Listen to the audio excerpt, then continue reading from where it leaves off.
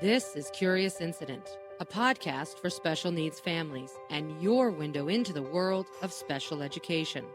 Parenting can be challenging, and we want to make it easier by providing you with the resources you need to best help your child. Let's delve deep into the world of special education with your host, Adam Dayan.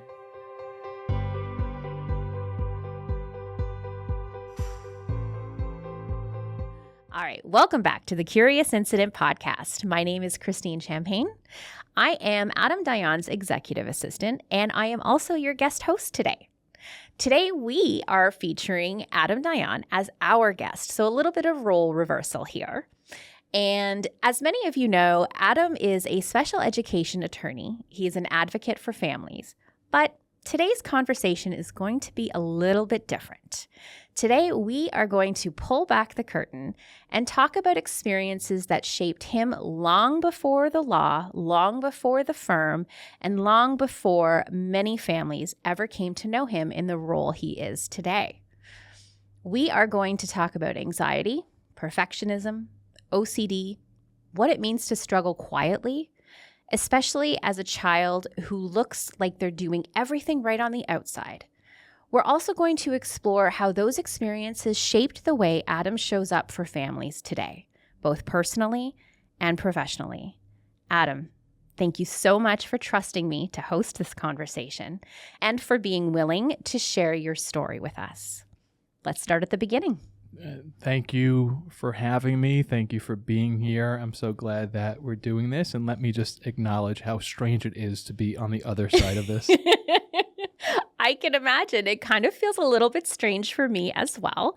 But I will say that having worked as your assistant now for 3 years, I feel like you and I have established a rapport together where we have a level of comfort to talk to one another, share our similar stories, as you know. So let's get started. Question 1.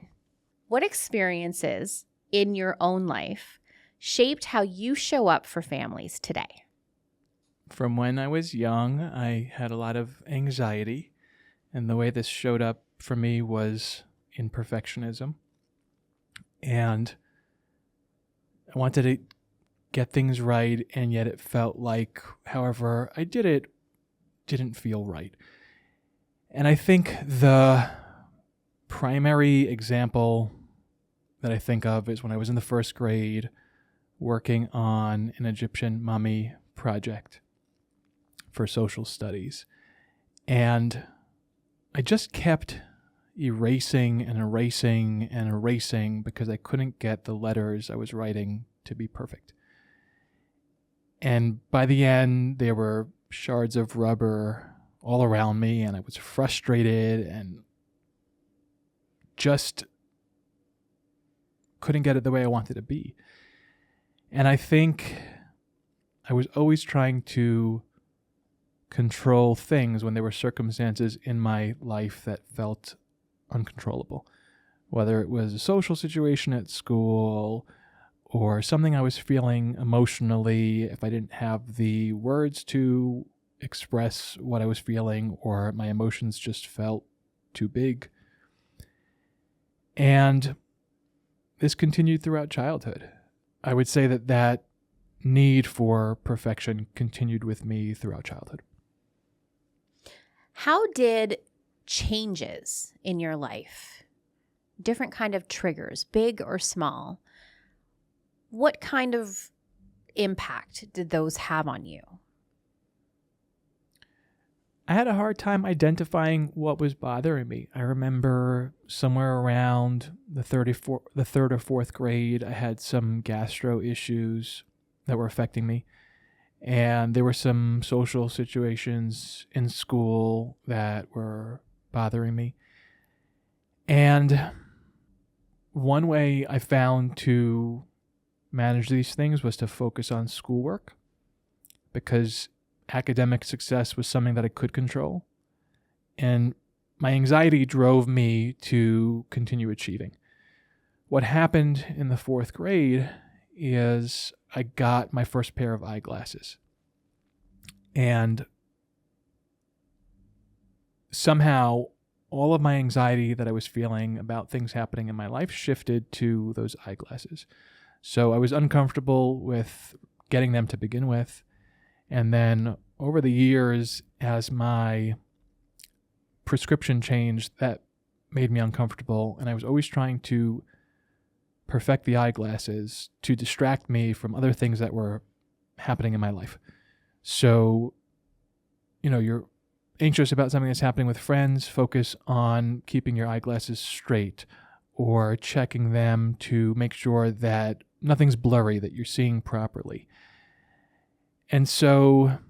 Did you recognize at the time that is what was happening? Or is this something that you recognize now as being something that manifested as a result of the anxiety, but you didn't know it at the time? Right, the latter. Okay. I did not know at the time what I was doing exactly or why I was doing it.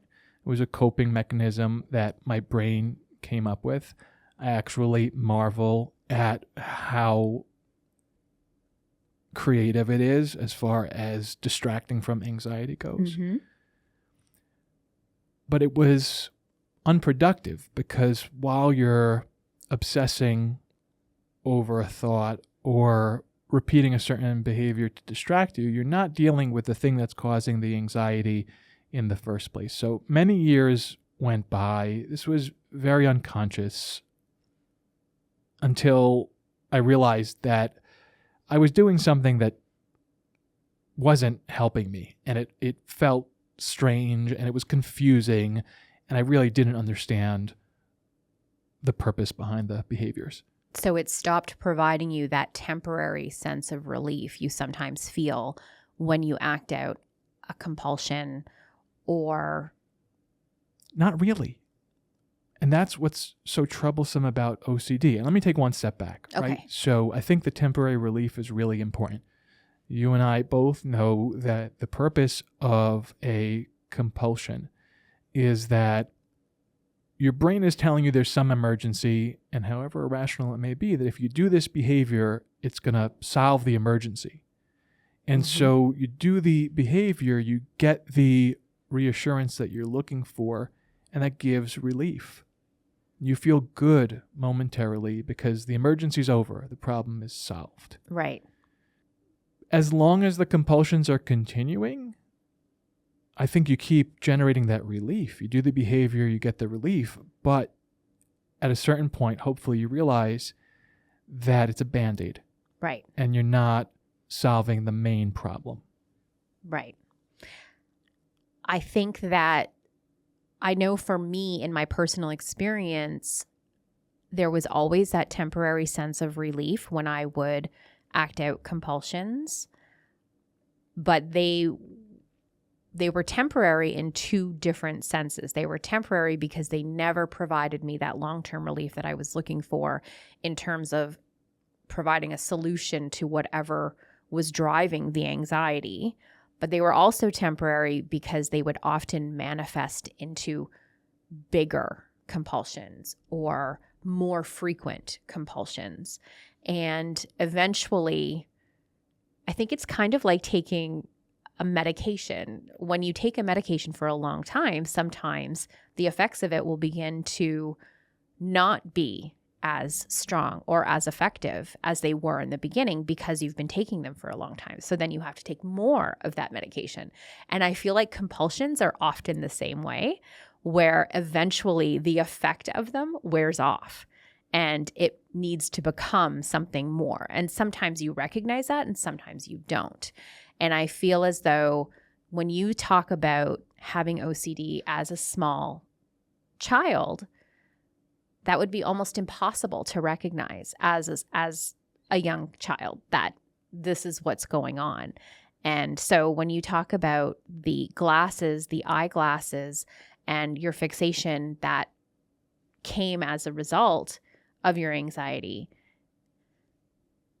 it's so interesting to me that is how you channeled that anxiety in that moment. Yeah, and I think there are some people who present with overt behaviors that a teacher or an adult could notice.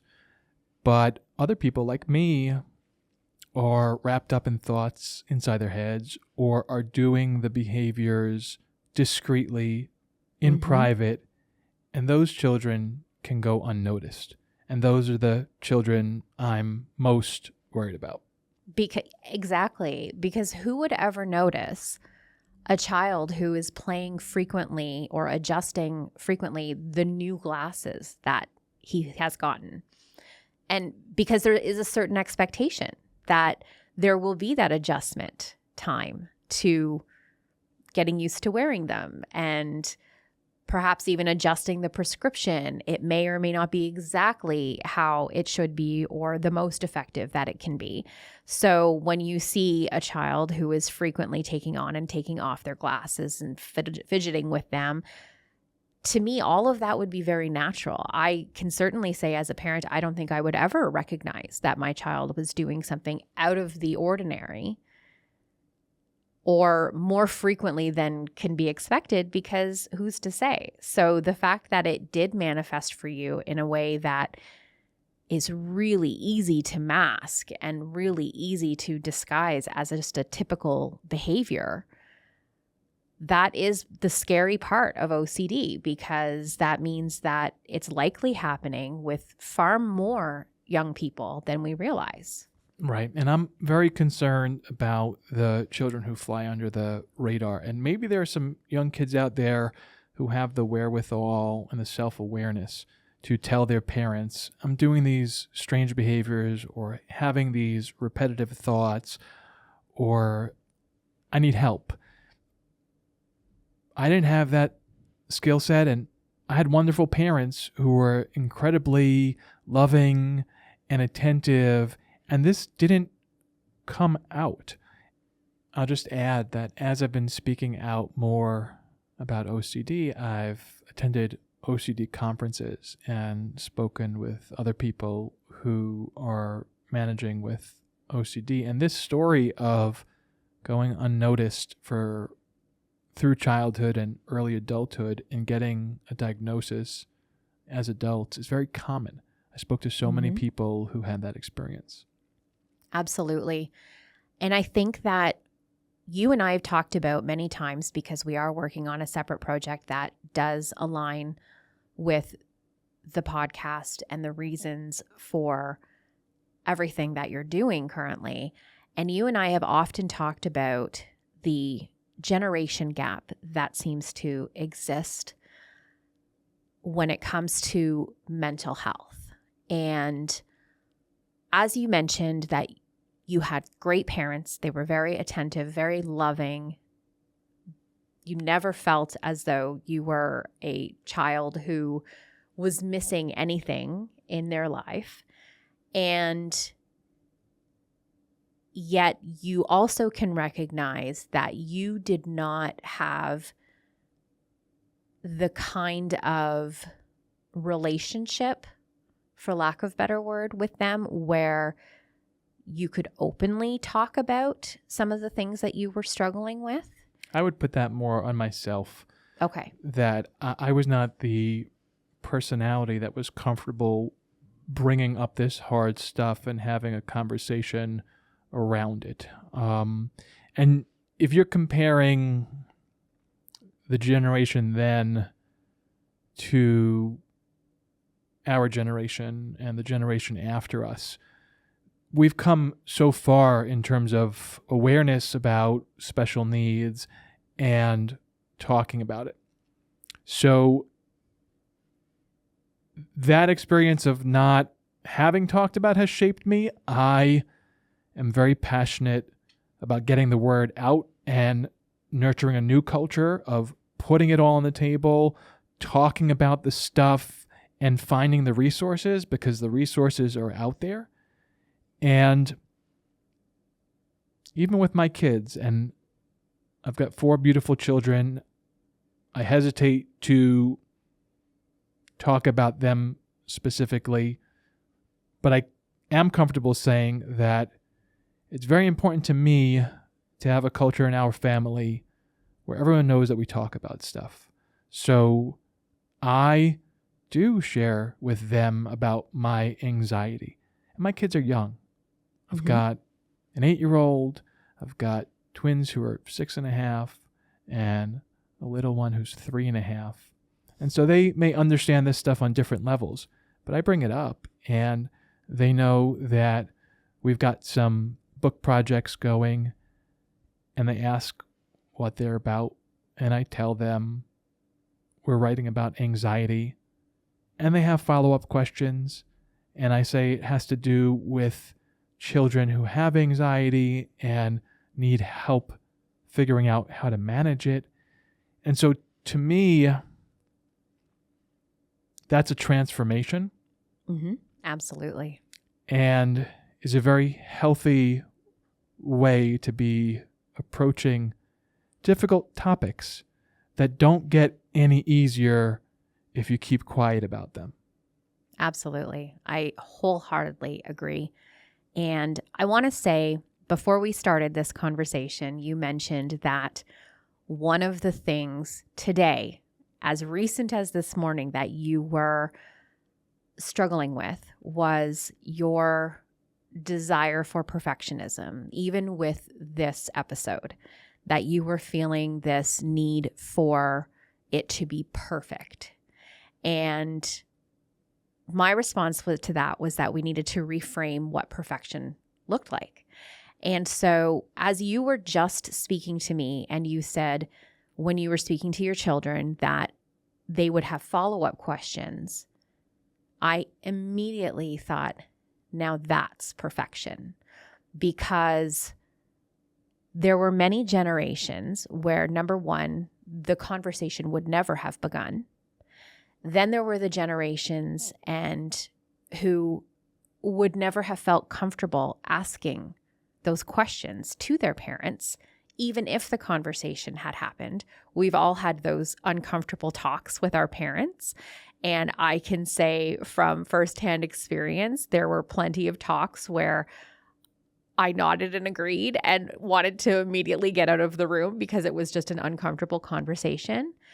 But the difference between me and then with your children is that your children feel that level of comfort that they can ask follow-up questions when you're having these conversations.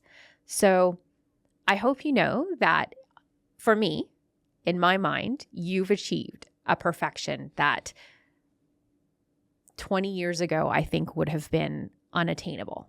So stop it, Kristine. You're going to make me cry right now. We just started. So we're moving forward a little bit. We know that you struggled as a young child. You had different issues occurring, and one of your ways to have that sense of control while that anxiety was happening was for you to channel that anxiety into the compulsion of adjusting your eyeglasses quite frequently. And checking the eyesight. And checking your eyesight. Is the right eye seeing better than the left eye?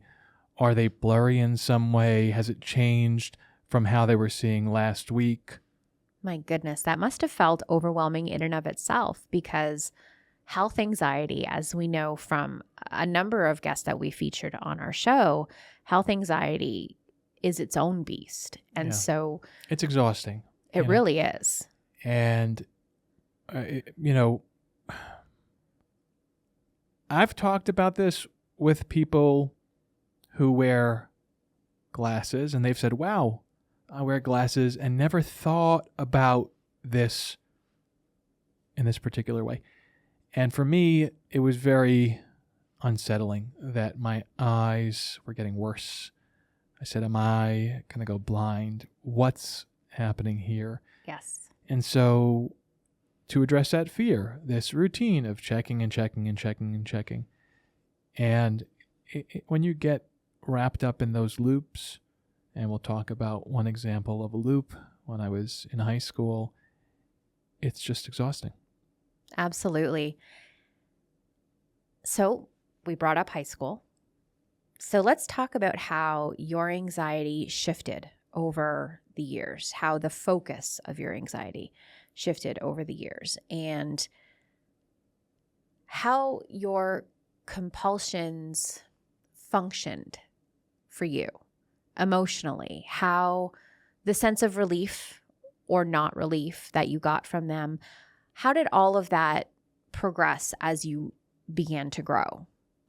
I don't know where to start on that one. I think about some of the classrooms that I've walked through as an adult for my own kids, or if I was touring a school related to the work that we do. And sometimes on the wall, there are posters about emotions. Is this a big problem or is this a little problem? What are possible solutions for this big or little problem? And I just don't remember ever receiving that in school when I was younger. And so emotions would pop up, and it was hard enough sometimes to identify what the emotion was. I'm feeling rejected. I'm feeling sad. I'm feeling nervous. And to connect that with what was creating that feeling, and then to figure out what to do about it. So I think that whole mix felt overwhelming. Absolutely. And there were times when I didn't know where to begin. What's the first step? And that's not to, I say this not to plug the podcast, but just to give a sense of its purpose, that this resource is meant to help parents figure out what's the next step. Right. Because if you're overwhelmed with information and you don't know the first thing to do, it's very hard to move forward. So that's how I felt. It seemed really hard to move forward. And OCD was easy. I made up the rules. I created the routines. I got to say when it was time to stop. And while I was doing those routines, I wasn't thinking about the things that were anxiety-inducing. So, in the short term, it was very effective. In the long term, it was not healthy. Because eventually, as I had mentioned when we were talking before, eventually the fix or the relief stops being enough. And then it becomes something more than that, because you're not realizing that what you are doing, even though the intention may be to feel that you're in control, what you're doing is not helping the situation. It's really actually feeding the situation and helping it to become something more. Yes. And whatever is underlying the anxiety, whether it's you need a skill set to navigate a difficult social situation, or something academic in nature, you need planning skills so that you can execute on that paper that's due in 2 months, but there's a lot of steps that have to happen between now and then.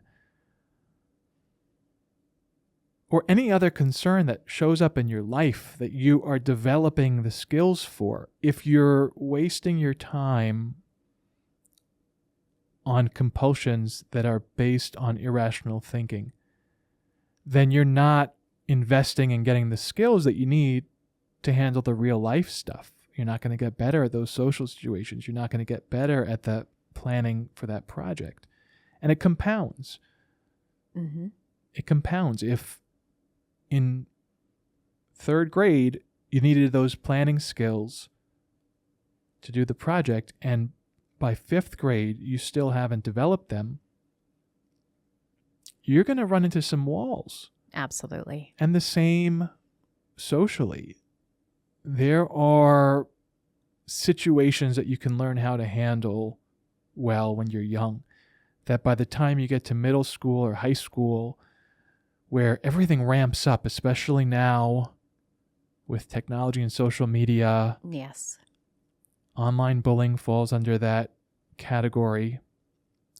If you don't have the social skills to navigate difficult situations, it's going to get harder. Absolutely. that actually leads me to thinking about some of the work that we do with the firm. And one of the things that I say often is we now recognize that every child learns differently, that every child learns at different paces, that there will be certain things that will come naturally to one child that will not to another. And so we know that education is most successful when it is individualized for that person.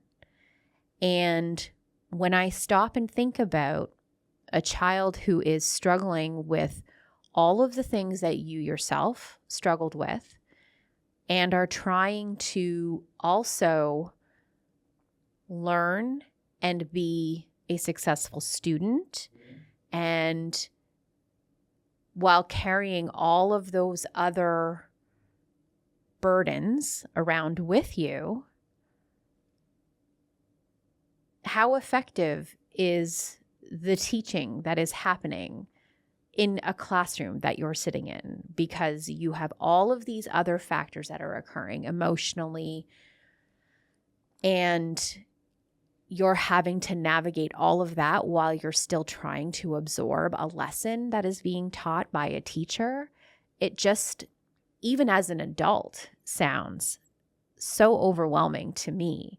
And to think about a small human who does not yet have those skills developed, those coping skills developed, having to navigate that just sounds so unfair. And really something that I think as society we need to look at more and recognize more how different struggles are impacting our children and who eventually they become when they become adults. Yes, I agree wholeheartedly. I think the concept of the IEP is so basic.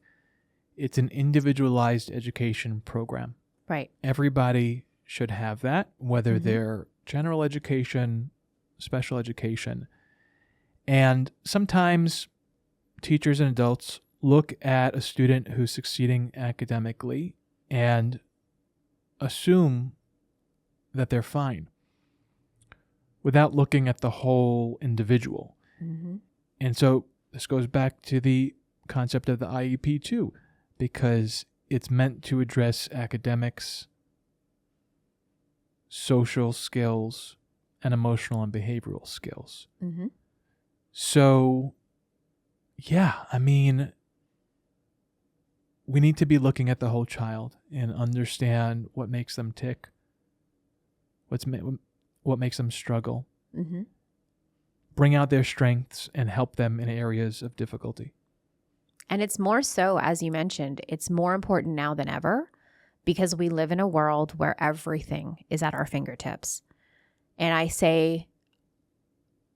probably say this every week, if not a few times a week. We as human beings were not designed to have all of the information all of the time right before our eyes as fast as it comes. We were not designed to process things the way that it's being shown to us now. I can honestly say as an adult, there are many times when I open my phone or I look at a news channel or social media and I see all of these different things happening in the world and it feels overwhelming to me. OCD aside, anxiety aside, taking none of that even into factoring none of that in, it all feels overwhelming to me. And so when I think about a young person who does not have any of the coping skills that I have learned over my decades of life, I think, how on earth can we have this expectation that they won't have anxiety, OCD, whatever it is that manifests as a result psychologically, because there's an impact. And some of these apps feed on fear and anxiety. Yes. Because the more people worry about the subject being shown, the more attention they're going to give it, the more they're going to share it with other people. So for a person with OCD, where OCD is based on fear, many of them irrational and not grounded in reality, but based on something that may be grounded in reality. Yeah, if you don't have those coping skills, it's going to be really challenging. And more so the reason we need to be having conversations with our children. Yeah.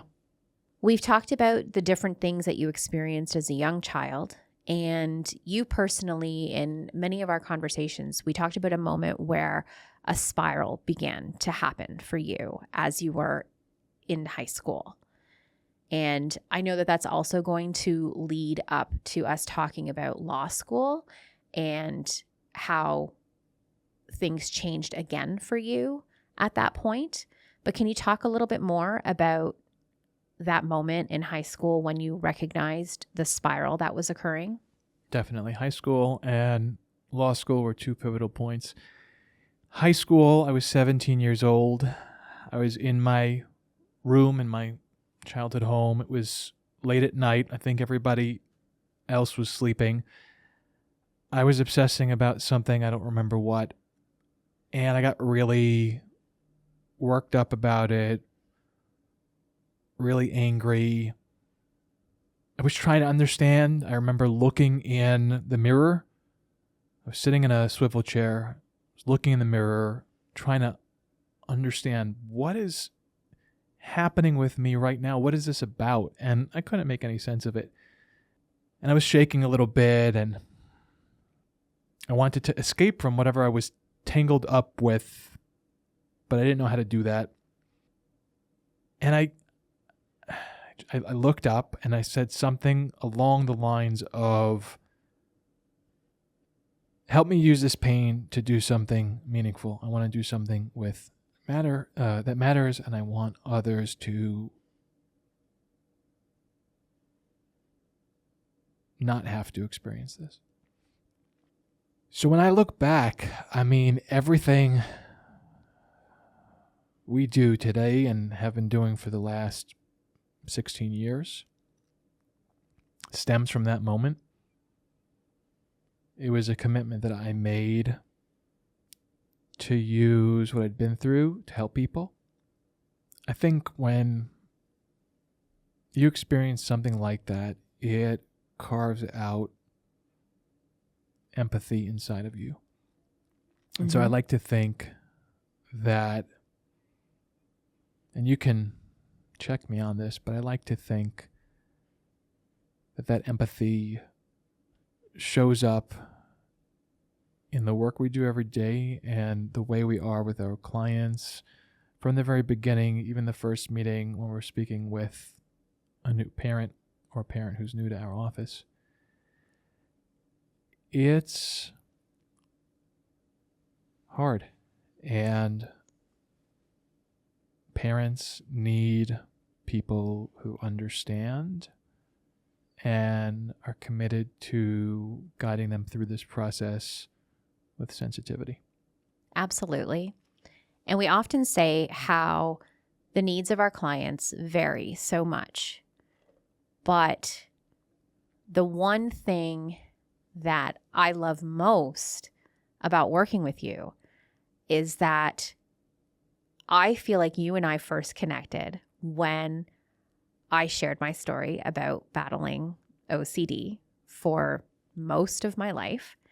And that I feel like opened a door. So I can certainly say, as your assistant, if that opened the door for me to feel like I can have conversations with you, I can say to you, I'm having a moment, or I need a minute because I'm having this anxiety, or I'm having these intrusive thoughts that are just plaguing me and weighing me down so significantly. And I know that you will understand, not because you have those exact experiences, they're not exactly the same, but because I know that you have that level of empathy.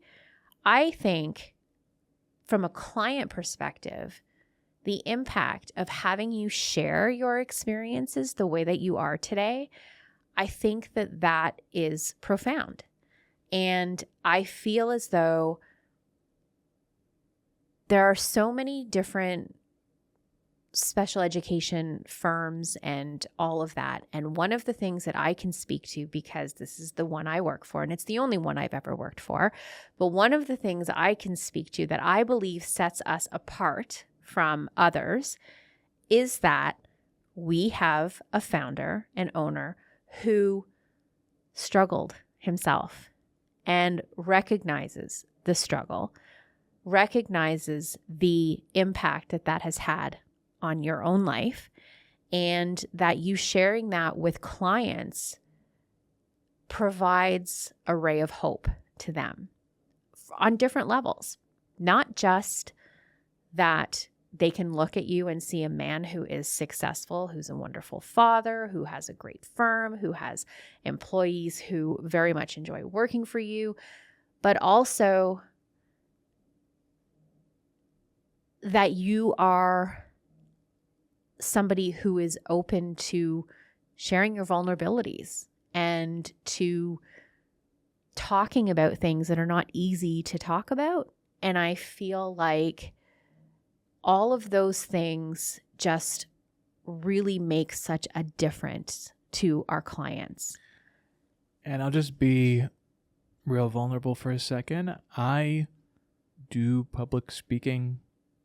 In other words, I'm not Tony Robbins, but I am before judges and do give presentations. And as an attorney, attorneys are usually, that comes with the territory for attorneys. Right.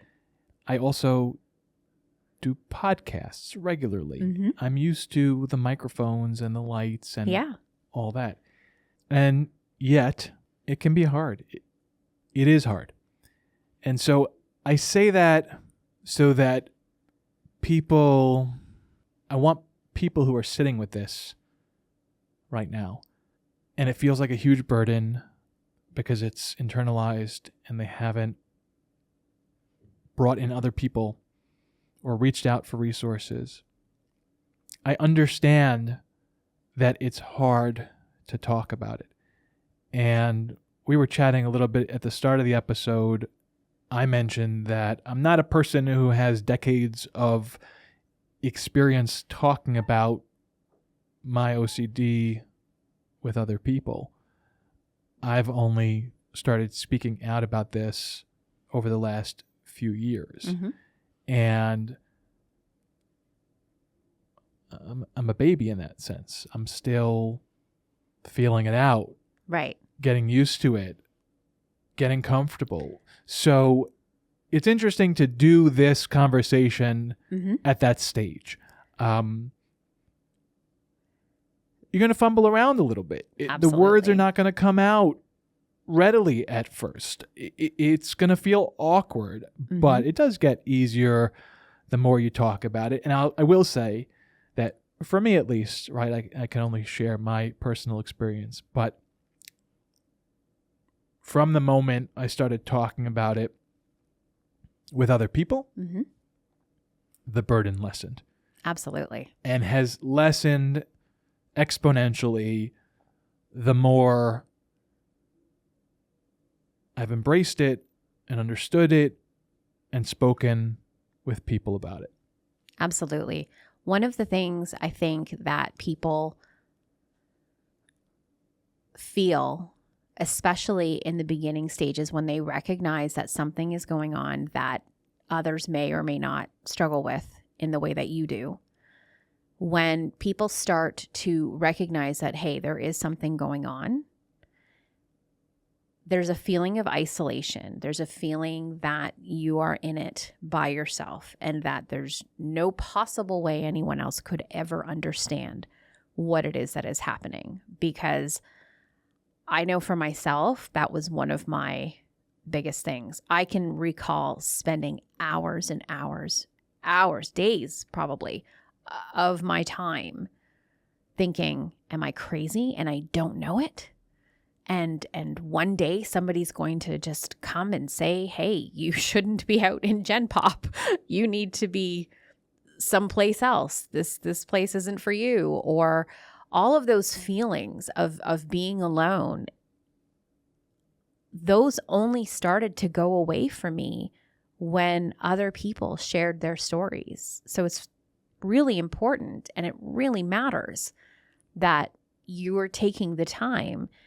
And one of the things I think with anxiety and OCD is that you are often in an uncomfortable space, whether you want to be or not. They just happen, and they happen. It's very individual. It's what is uncomfortable for you may not be uncomfortable for me, or what is comfortable for you may be uncomfortable for me. And so I think that this feeling of sharing your story, as you said, feels uncomfortable. But the more you do it, the more comfortable you begin to feel in that space. And so I think that, or I hope that you recognize again that in and of itself, you sharing this story, being in your uncomfortable space, is perfection.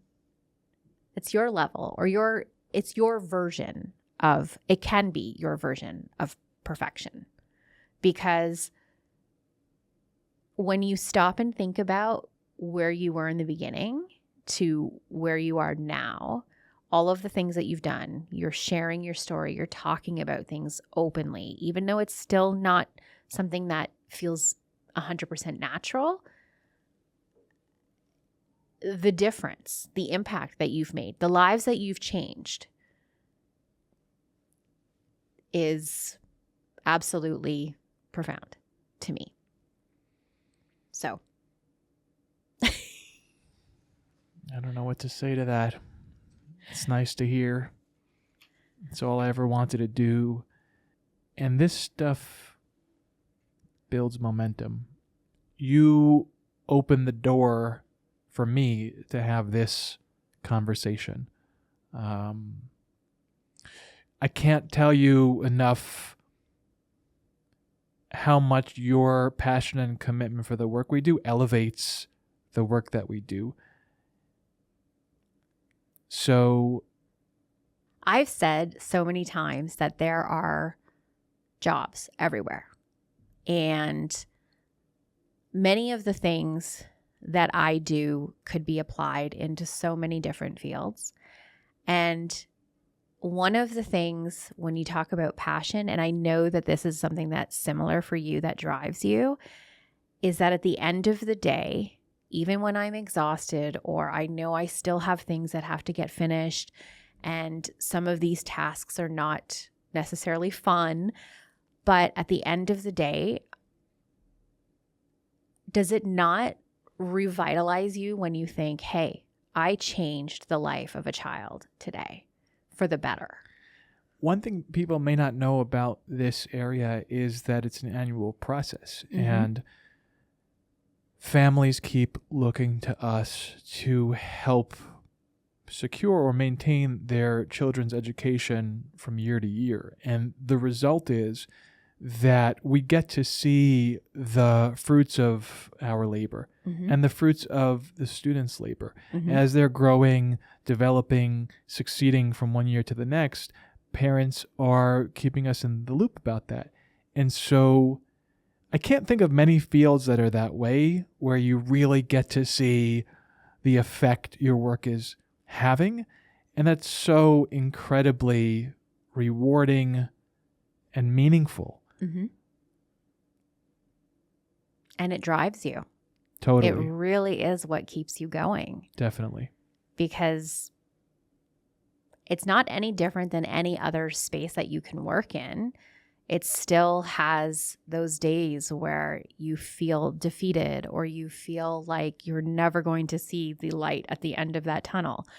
But knowing that you're having an impact, the way that you are, the positive effects that you're having for other people, for children, is just absolutely fuel to the fire. While we're on the subject of feeling defeated, why don't we talk about that case?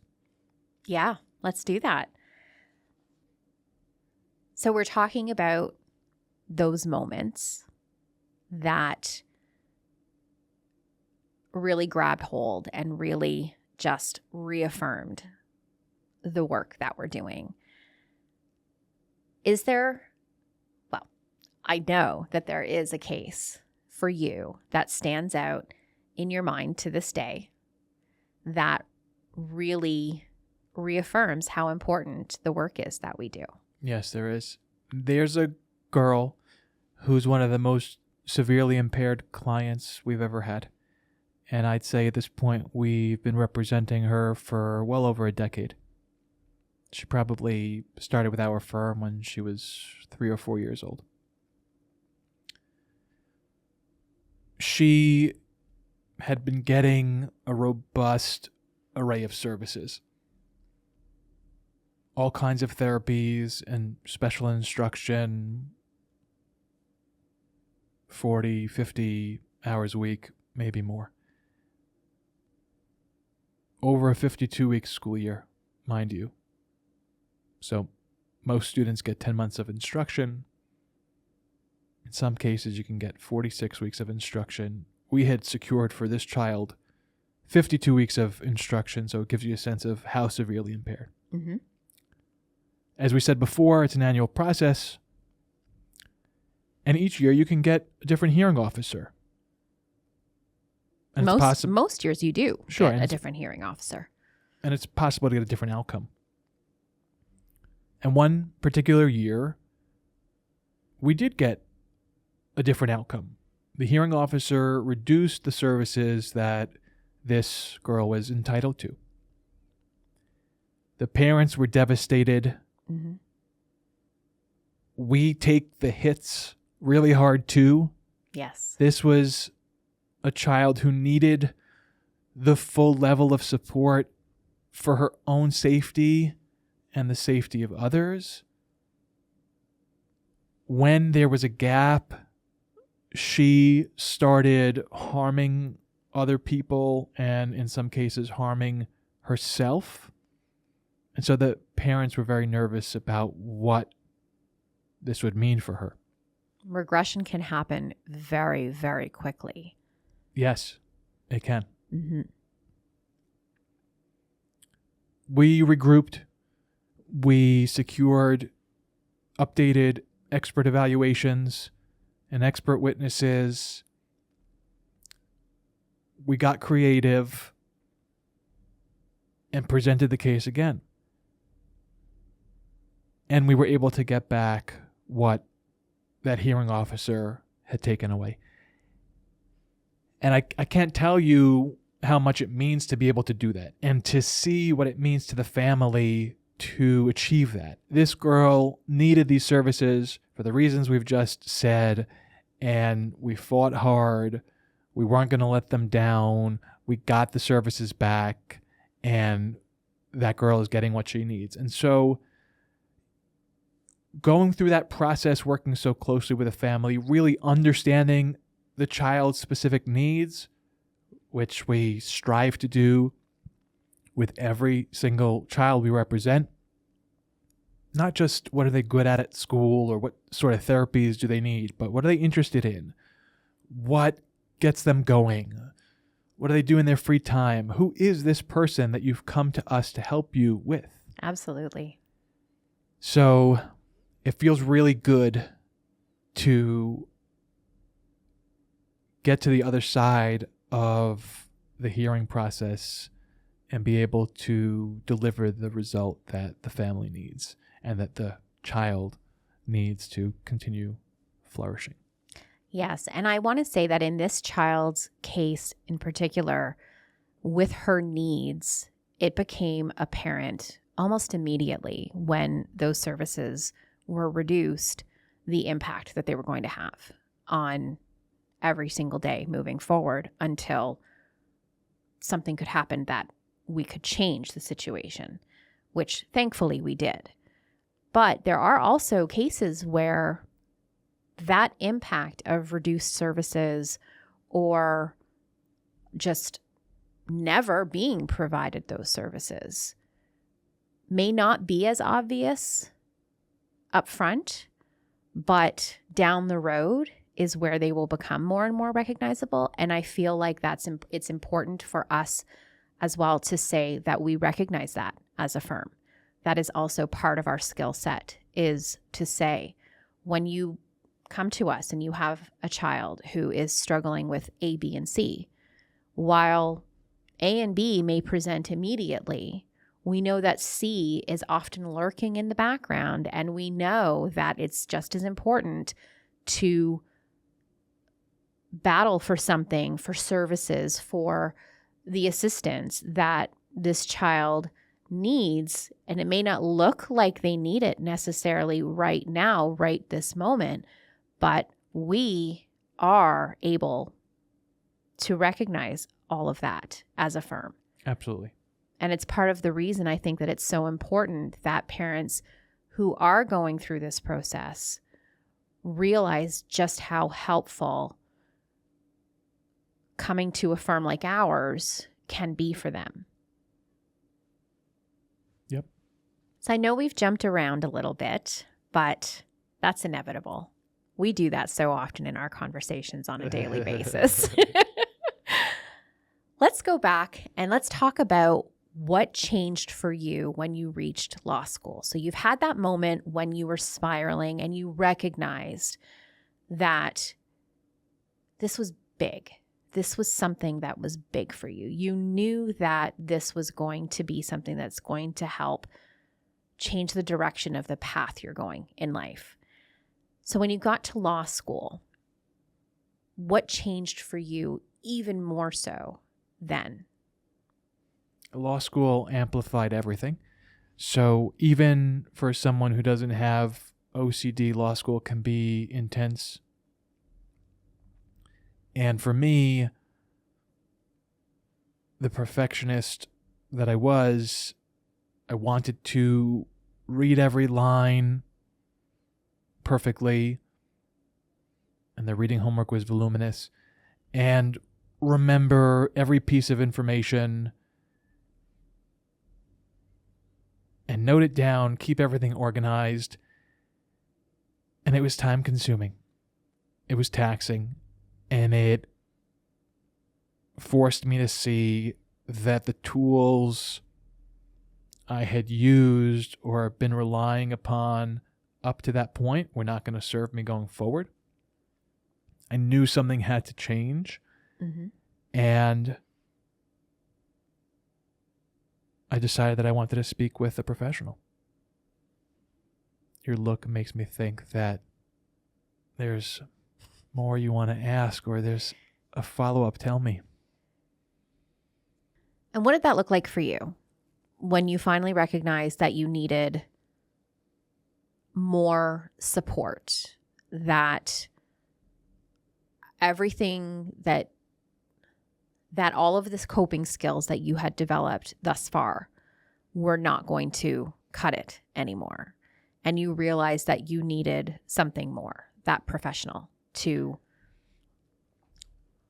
First, I'm going to take this opportunity to pat myself on the back, because sitting here now talking to you 20 years later, I'm proud of myself for getting to that point of realization. Mm-hmm. And being able to say, I need to speak with someone who's more expert than me about this. It's really hard to come to that point. It is so hard. I mean, this is something that I've been managing with since at least 9 years old. And to be able to take ownership of that. This is what it's about. It's about taking ownership and to say, I see what's going on. I need to do something different. I'm going to reach out and figure out what this is and what I have to do about it. There's such power, such tremendous power in being able to do that. Absolutely. It really is a pivotal moment that I think everyone who is battling with anxiety, OCD, depression, various mental health issues, that moment needs to occur before any real meaningful change can happen. And it happens at different times for people. Unfortunately, sometimes it never happens for some people.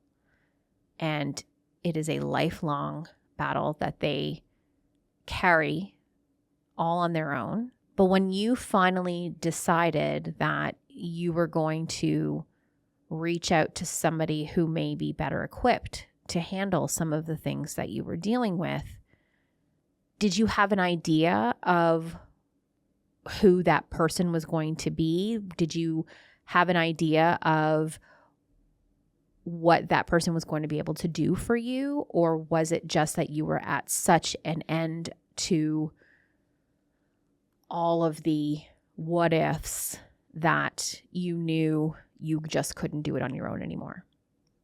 No and no to those two questions. Didn't know who I was going to reach out to, didn't know what they were going to be able to offer me. I don't remember exactly how I found the person that I had, but I reached out to a community organization, I think, that puts people in touch with various resources, and got some referrals. Had no idea what that first session was going to look like, had no idea what the future would hold, but I was ready to find out. So let's talk about that. Yeah. Let's talk about what that was like for you, beginning therapy, finding someone that you were able to establish a rapport with, that you felt comfortable enough to have the hard conversations with and share the things that made you feel so vulnerable. What did that look like for you? It was incredibly liberating, and I'll explain why. I think lots of people struggling with something have a version of "am I crazy?" going through their heads. Mm-hmm. And it's wonderful to be able to answer that in the negative and say, no, I'm not crazy. I have this specific issue and I'm getting the clarity I need to work on it. And that's what reaching out and getting a diagnosis was for me. Probably at that point, OCD was something I had suspected but had not gotten confirmation on. And from this professional, I got confirmation. Some people are afraid of labels. Mm-hmm. I was so happy to have one because it narrowed down the territory. I knew what I was dealing with and could begin the conversation of, okay, what do we do now? And the conversation revolved around OCD tools. What is effective for managing this? How do I practice those tools? Mm-hmm. How do we assess progress? What should I expect the outcomes to be? One of the things that I, to this very minute, still struggle with is deciphering between, is this an intrusive thought? Is this being driven, fueled by OCD or anxiety? Or is this a rational thought that it's a natural worry that I should be having? And I think that getting that label, as you said, some people feel uncomfortable having that label, and or some people worry about what comes with that label, the stigma that is often attached to it. It can open up a whole new can of worms, so to speak. But I think knowing that you have an idea of what it is that you need to work on, knowing that you have something tangible now instead of all of the what ifs and wonder about what it is that's going on with you, really is a moment that makes such a difference for people who are struggling with these kinds of things.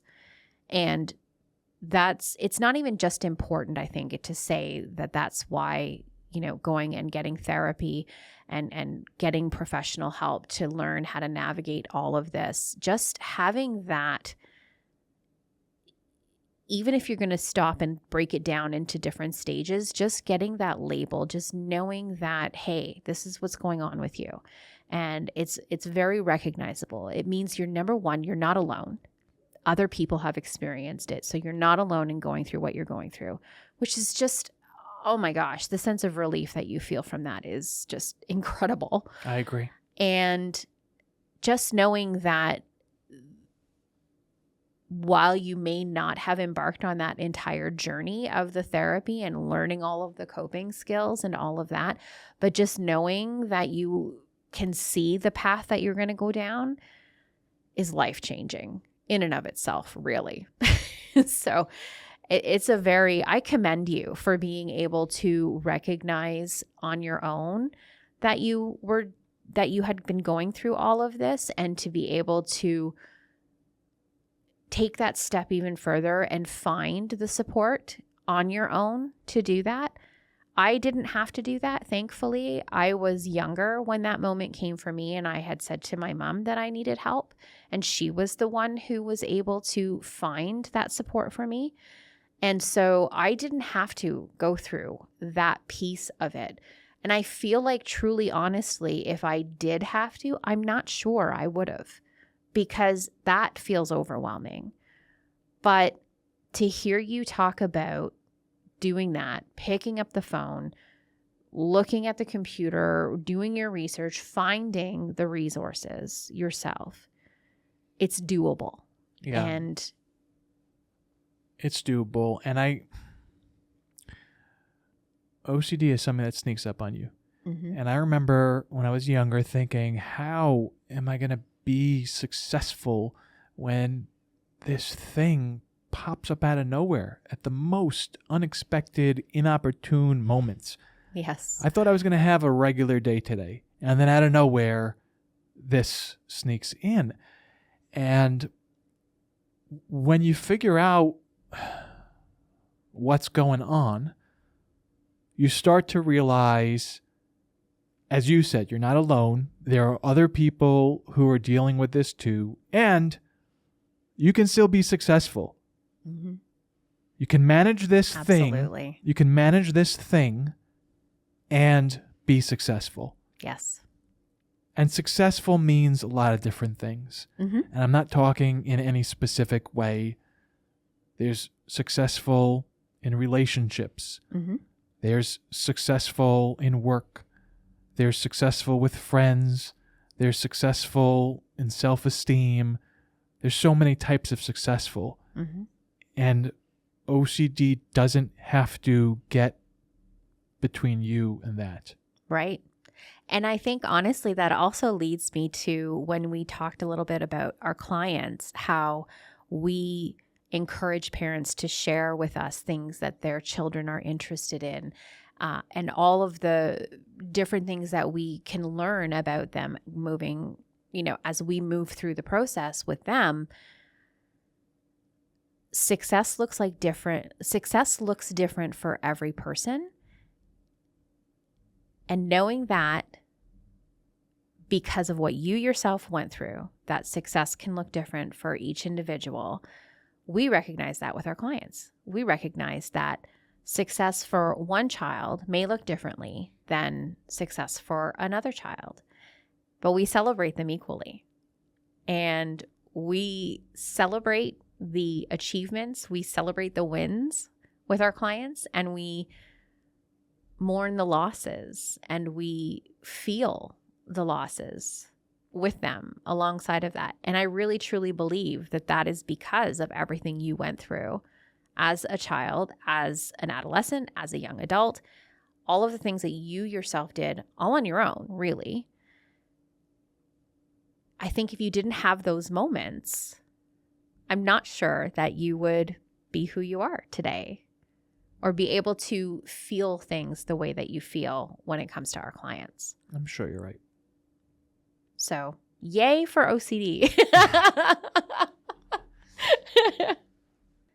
So we talked a little bit about how you sought therapy and were able to get some help from professionals who are a little bit better equipped to handle some of the things that you were struggling with. How has therapy and the tools that you've gained as a result of that helped you to recognize and redirect?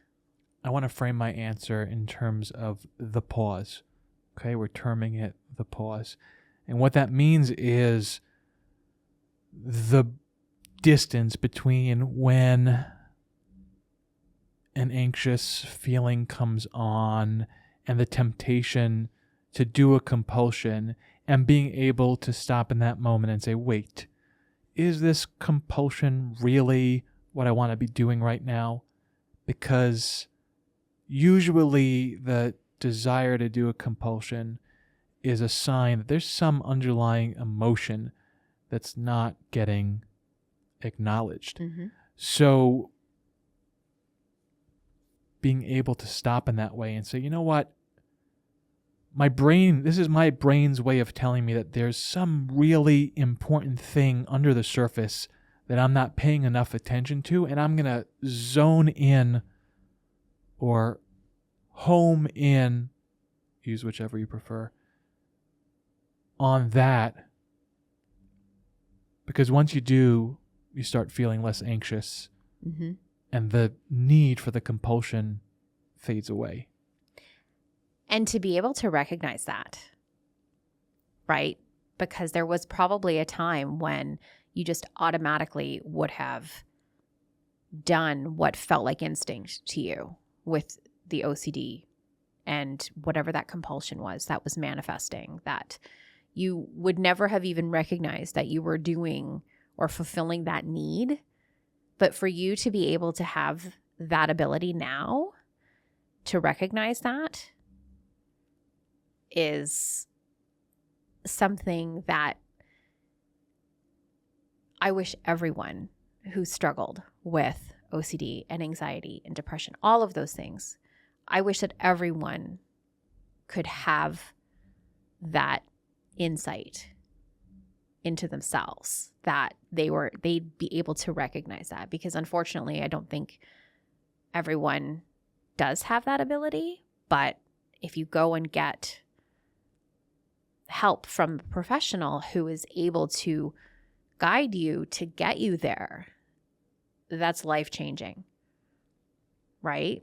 And that actually leads me to the next question that I have. You had previously shared a very vulnerable story with me. Your grandmother passed earlier this year. And there was a moment shortly after your grandmother's passing that had occurred. And I was wondering if you would feel comfortable enough to share a little bit about that moment, because it is a very recent experience for you. And I think it really helps to show our listeners that this is still an ongoing battle, and it's something that you will always likely have to manage. Yeah, so let's talk about Grandma Frida. Mm-hmm. My Grandma Frida was the sweetest old lady, lived to 101, Wow. had a great life, dealt with tough times in the sense that her husband, my grandpa, passed away when he was only 53, I believe, and she was left with 5 kids, which she gave all her energy to, whom she gave all her energy to, and stayed single for the rest of her years, 50-something years. And up until 3 months before she died, she was in great condition, all things considered. Cognitively there, present. She remembered everything. Warm, loving, wonderful. She had her ailments. She was frail, hearing loss, arthritis, but on the whole, she was in great shape. Then she had a stroke and didn't recover from it. Watching her over those last 3 months was really difficult. She was unconscious. She became thinner and thinner. They had to put these gloves over her hands so that she wouldn't pull out the tubes from her body. And then, unthinkingly, she'd just be swatting at the air. But I'm grateful for those moments with her, even in the hospital, as hard as it was to see her in that state. So she dies about 6 weeks ago, and I'm thinking, this is not sad. I'm gonna miss her. She lived to 101. She had a good life. Health, family, surrounded by love. We should celebrate her. We should celebrate that. So it's 2 days before the funeral. No. It's 2 days before her memorial service. Mm-hmm. So it's 5 days after her funeral. I'm standing in front of my closet, trying to pick out my clothing for the workday, and I'm stuck. I can't think straight. I'm obsessing over what I'm going to wear. All I want to do is an eye compulsion. And I tell you, I have gotten this thing under control. This doesn't happen to me often anymore. So this surprised me. It came out of nowhere. And it was strong. I hadn't felt this way in a long time.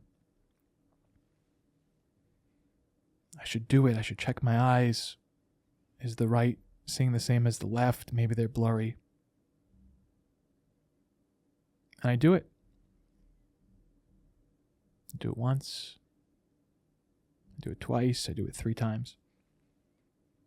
And I'm feeling guilty. Because I've worked so hard not to do these compulsions. This is not healthy or productive. And then I said, wait a second. Something is off here. It's not about the eyes. This is my brain's way of saying there's something I'm ignoring. So I pulled myself away from the closet, went to my bedroom, lay down on my bed, started crying a little bit. Eyes are closed, thinking about my grandma, just letting the memories flood over me. Mm-hmm. And it feels good.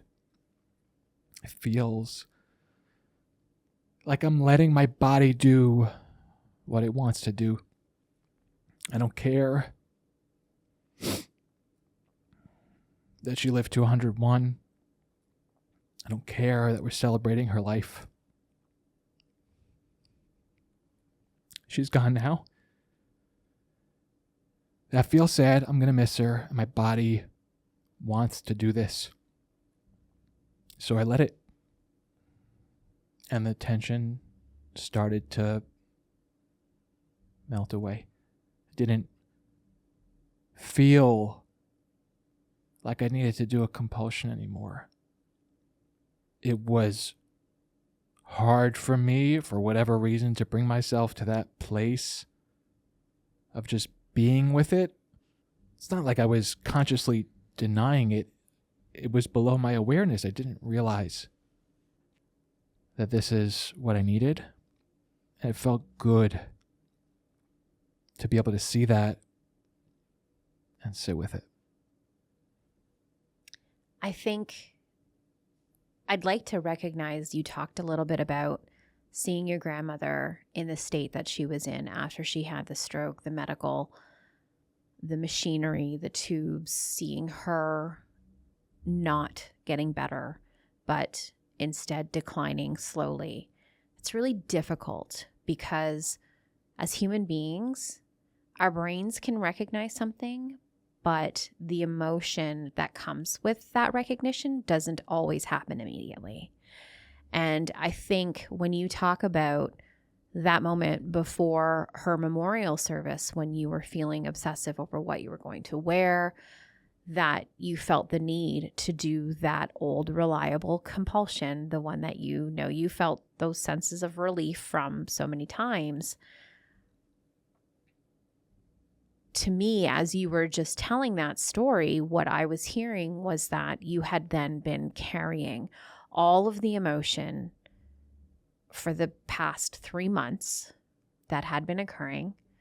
And we're also conflicted as human beings when we hear of a loved one or a friend who has passed away at an elderly age. We think it's not really tragic in the sense that they're gone too soon, but it is still sad. And it's okay to still be sad, because somebody who is 101 years old, yes, we can recognize that they lived a great long life.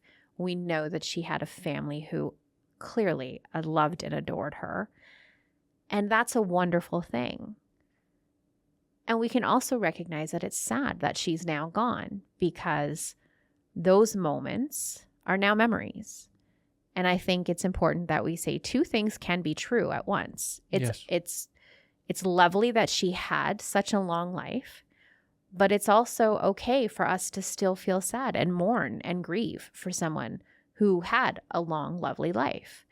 And I think that that's a conflicting emotion that occurs. So I think some of that was some of what you were also probably carrying around with you. But to have that moment, in that moment, when you were already dealing with so much, and to have the knowledge of being able to recognize what was happening, and then to allow yourself that pause, that time that you needed to just sit in the emotions, in the feelings, in the sadness, in everything that you were feeling all at once, because there is so much that comes when you lose a loved one. To have that ability to know, I need to take that time. I need to go and lay on my bed for a minute and cry and let myself feel what I need to feel I want to commend you for that, to being able to do that, and to being able to share that story as well, because as somebody who has battled with OCD, I know that guilt is something that you carry around frequently, and it's a battle in and of itself. And so to have that moment when you felt like, oh my gosh, I've reverted back to that person who does the eye compulsions. Are you kidding me? And then you feel like a failure because you went there and you thought, I'm never going to have to go there again, because you got the help, you got therapy, you sought everything from the professional who could help you, and you have all the tools in your basket now.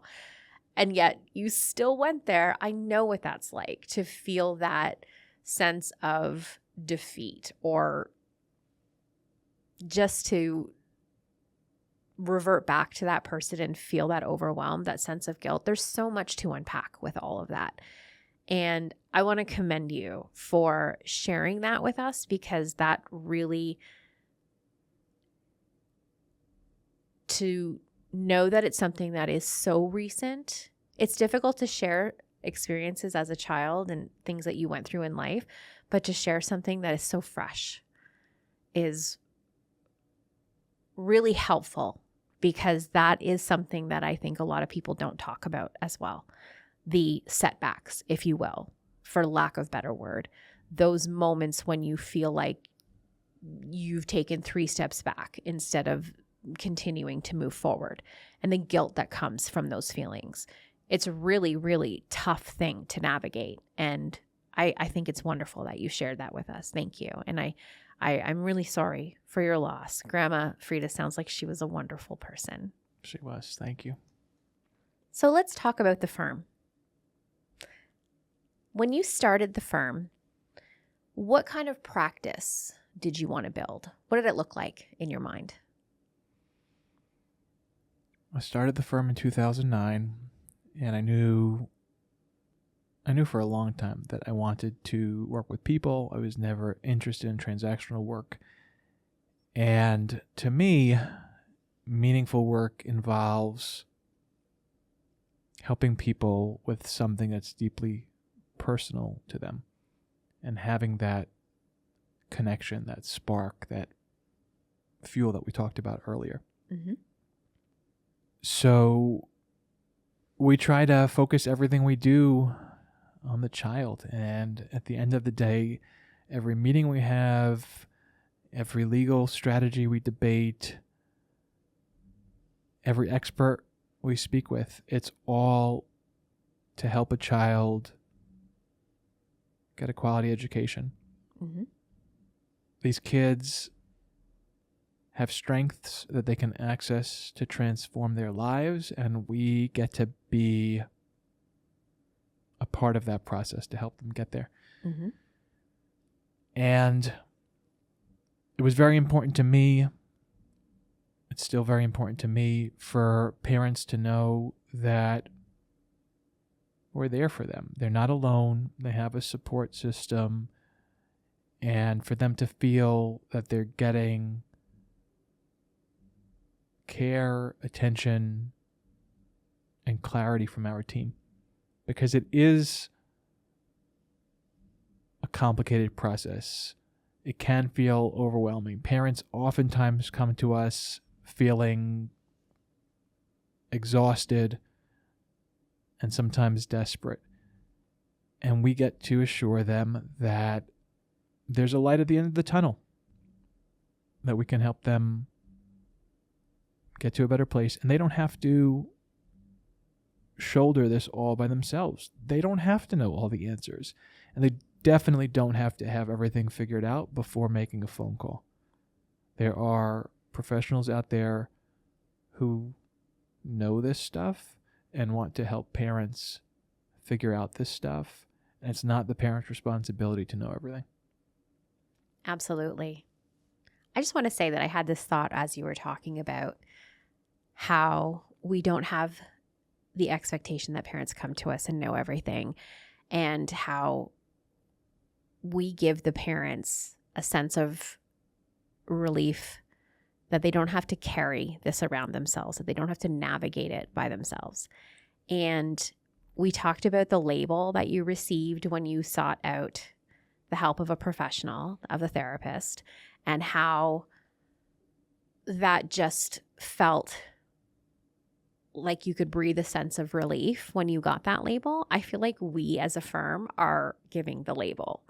We recognize when parents call us feeling all of the things they're feeling, all of the different cases, the scenarios, everything is individual, but we recognize that the one similarity that these parents have is that they are now going to have to navigate a process they probably didn't think they would ever have to navigate to begin with, but that we give them that sense of hope, that sense of relief, that they don't have to do it alone, and they don't have to have all the answers, and they don't have to have everything, all their ducks in a row, so to speak. We are here to help them with that. And so I guess in a way we're kind of like therapists too. And parents have the power.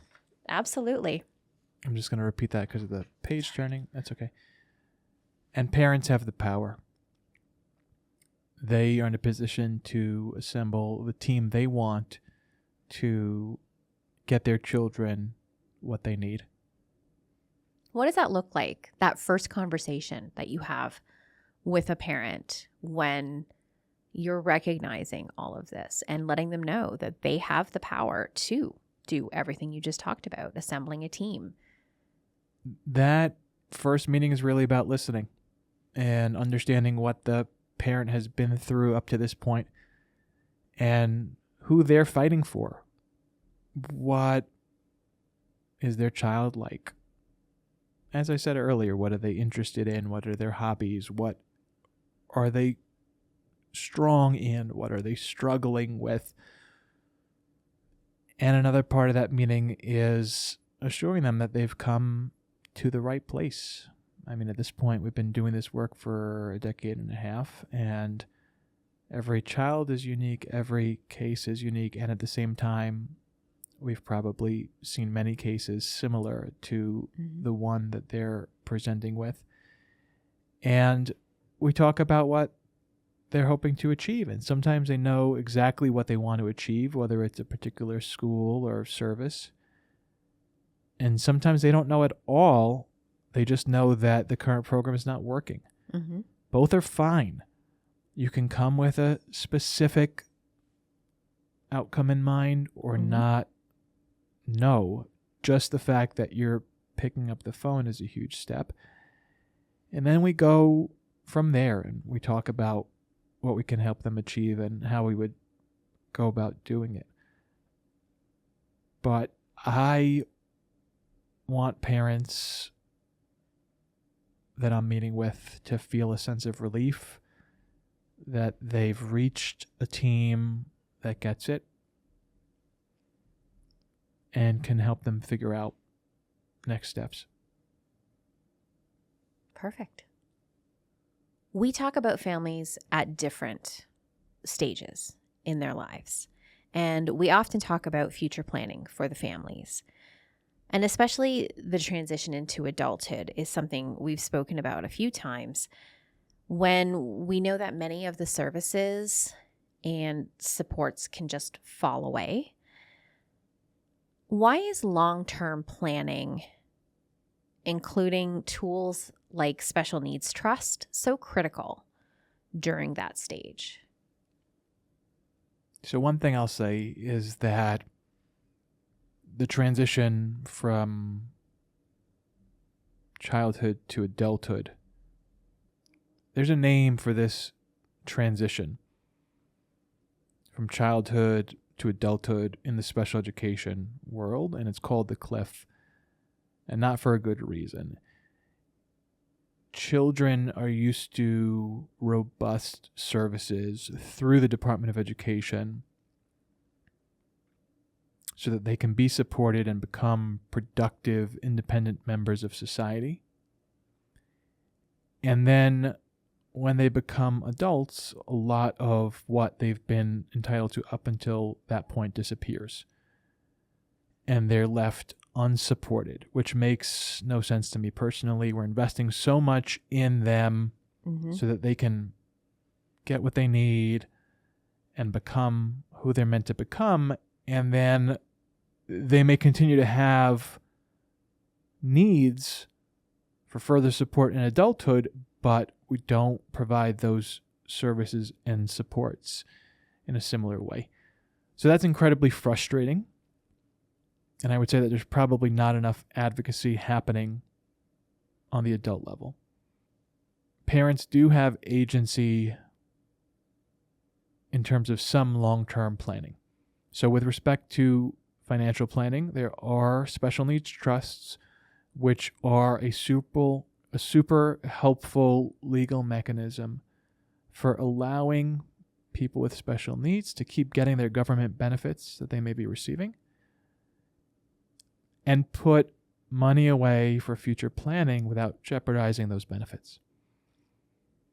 There are income and resource limitations when it comes to special needs trusts, And so if they receive money and it's not protected through a vehicle like a special needs trust, they could lose the government benefits. Right. Which we don't want to happen. So whether the funds are coming from a grandparent, coming from a parent, or a grandparent through a gift or an inheritance, those funds can be put away in a special needs trust. Similarly, if a special needs individual has been in an accident and there's a personal injury lawsuit and they receive some type of award, that award can be transferred to the special needs trust so that it's protected, and so are the government benefits. And this same can be said in terms of the importance of planning when it comes to wills, advance directives like power of attorney, living will, guardianship.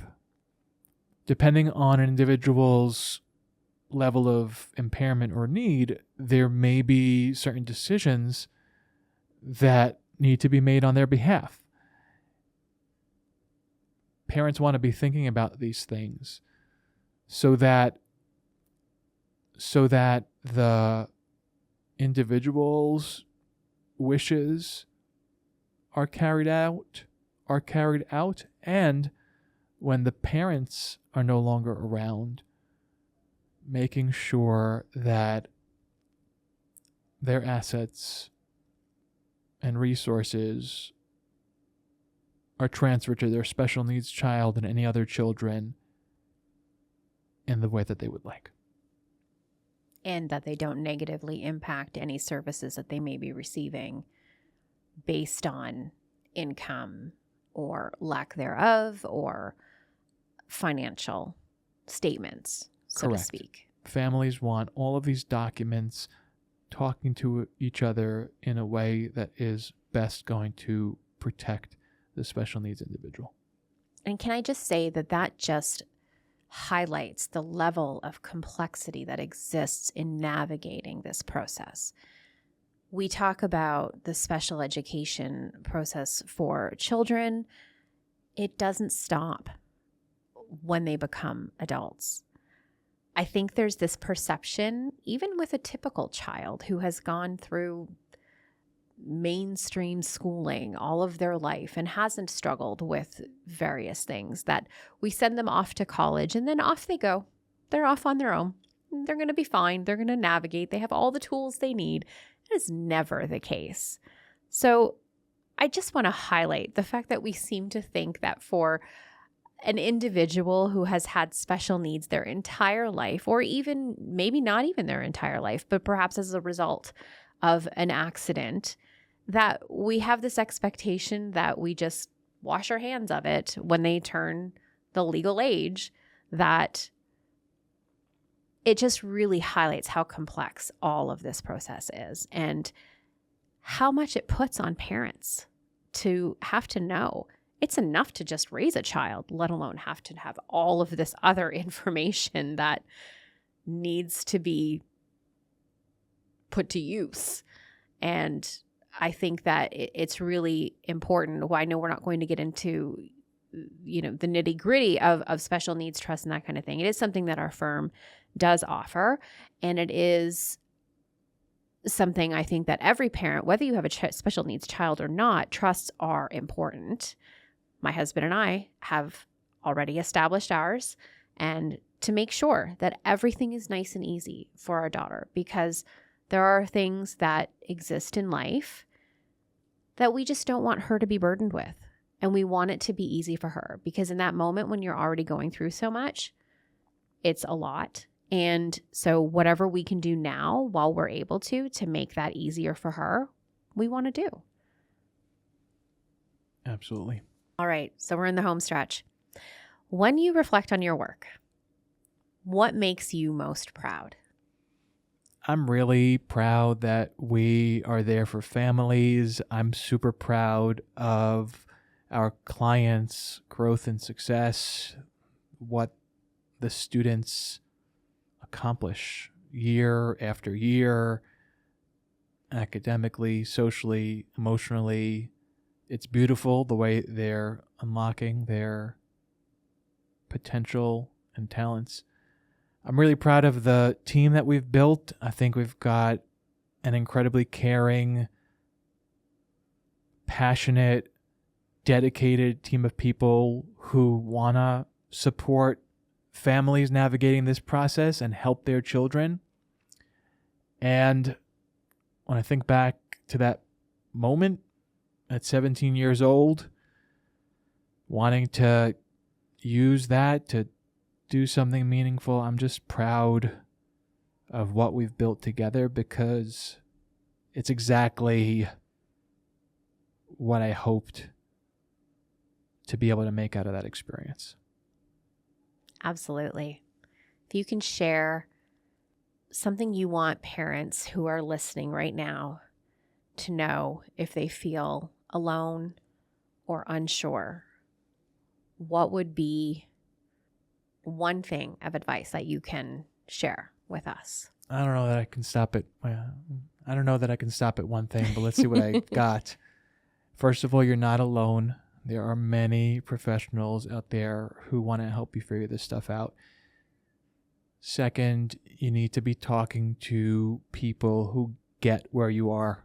Other parents who have children with similar issues, experts who can help you clarify what's going on if you're confused, but make sure you're talking to people who get it, and that will definitely help with any feelings of being alone. This is not your burden to carry all on your own. You don't have to figure everything out. I understand the temptation to want everything figured out, but that's not your responsibility.